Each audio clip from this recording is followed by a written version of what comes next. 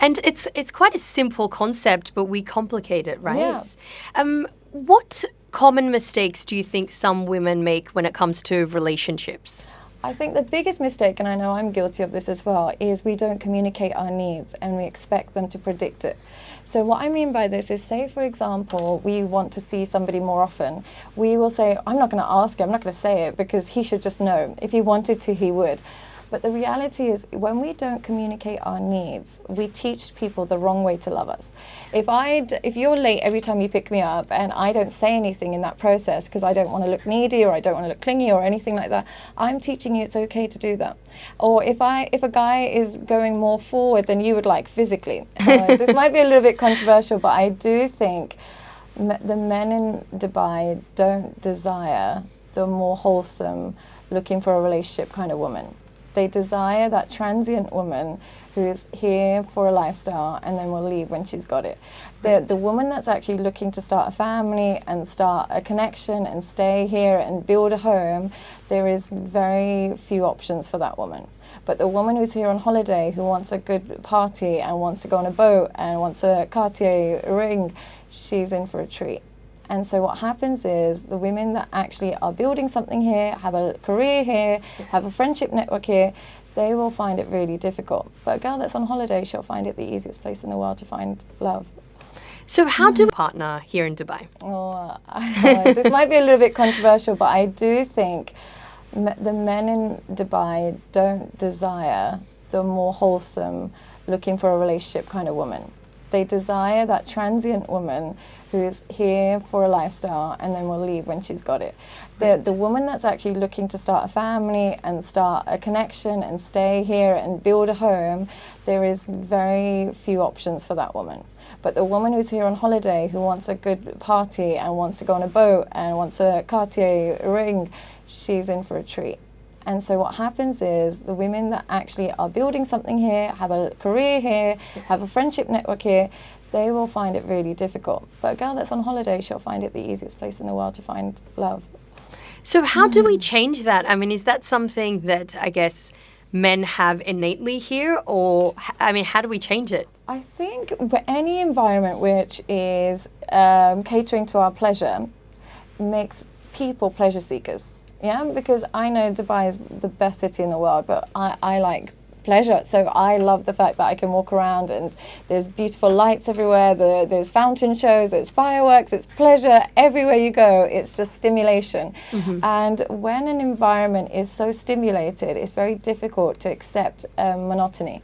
It's very difficult to look for a wife where it will be just sitting at home, you know, playing with the kids and, you know, going to see the in-laws. That starts to become a distant dream. Whereas going out every night, going here, seeing this, shows, this, that and the other, that becomes the norm. So unfortunately, we are replacing peace with pleasure in Dubai because it's so great. And the downside of that is people find it hard to be bored. So what's your advice to women who are struggling to find a healthy relationship here? I would say remain true to your true needs and your true desires and your true outcomes. The reality is, if what you want in life is causing you to have less options, if you compromise what you want, you're only going to set yourself up for divorce anyway. If you think, I can't find anyone, let me just try this different lifestyle, or let me just try this different type of guy, you're just prolonging the divorce and loneliness. It's still going to catch up with you.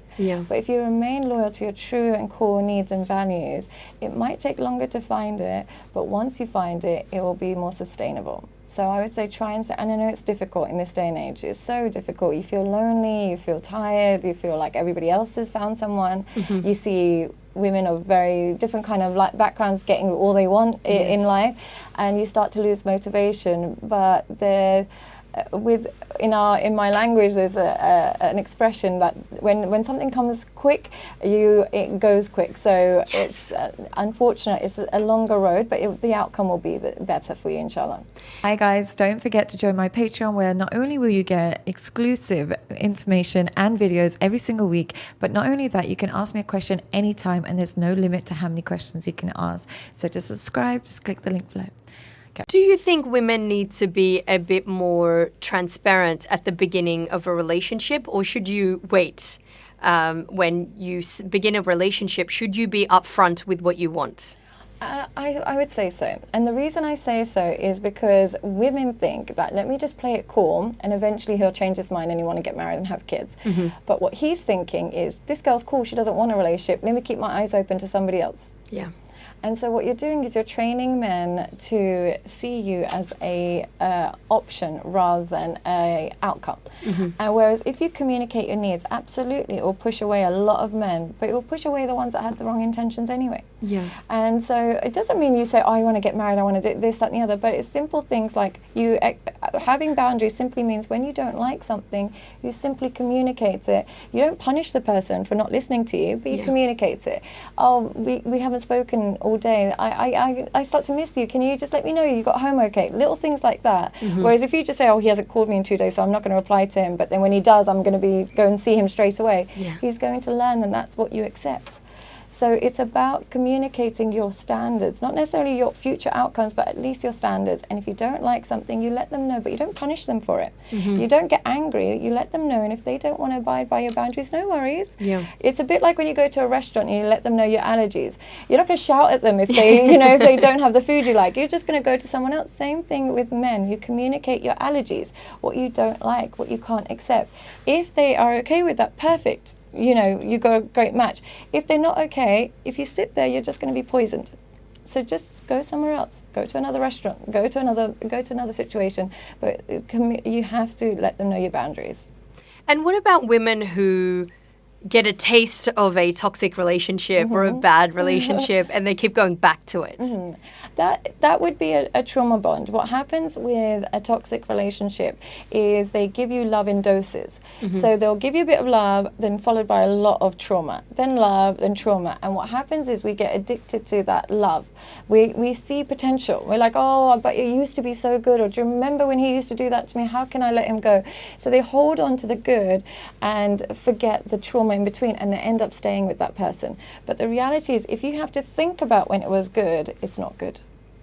Yeah, because a true healthy relationship, there is no, oh, but I know what he used to be, I know what we could be. It is just, we're cool, we're calm. It's not this like fireworks all day, every day, but there's that steady peace. Rather than, I remember when we used to have it good, or I remember when he was so kind. There's no holding on to memories. It's more what is going on day in, day out is more peaceful. And if a woman right now is listening and she's going through a divorce or a breakup, how can she get over it, and what's your message to that woman? My message would be, have a very clear vision of where you see yourself in a couple of years. And that might be married, kids, happy life. Now ask yourself, if you were to freeze time and freeze this partner, would he fit that vision? If the answer is yes, he'd be perfect, then fight for it. But if the answer is, oh no, that would be traumatic if we had kids in this environment, then you are holding on to an imaginary imagination. Well, your true vision deserves somebody else, and you to be somebody else, because we can become very toxic in a toxic relationship. So the best thing to do is remember your vision. And when you remember your vision, you start to realize, would this person fit that vision? And if the answer is no, simply be happy for them. Be happy for them. Be like, you don't fit my vision. You're not ideal for me, but I wish so you would meet someone who would fit yours, but you don't fit mine. And I wish you the best, but I have to find mine because I deserve it. And what about long distance relationships? Do they work? I think they are tricky in this day and age, unfortunately. It takes a tremendous amount of trust, and it takes a tremendous amount of stability created before you went long distance. So I think usually they work when there's an element of, oh, we can date other people, but when we get together, we're together.